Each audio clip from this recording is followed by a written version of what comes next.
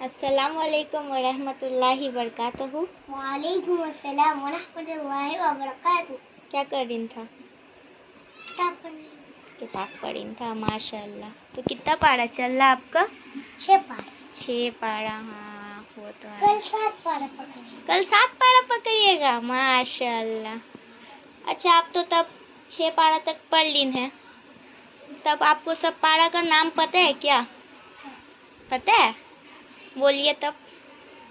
पहला पारा अलिफ लाम मीम, दूसरा पारा सयक़ूलु सुफ़हाउ, तीसरा पारा तिल्का रसूल, चौथा पारा लन तनालु, पांचवा पारा वल मुहसनातु, छठा पारा ला युहिब्बुल्लाह। माशाल्लाह। आप लोगों को मेरी और वीडियोस देखनी है तो प्लीज लाइक और सब्सक्राइब कमेंट करिएगा। अल्लाह हाफिज।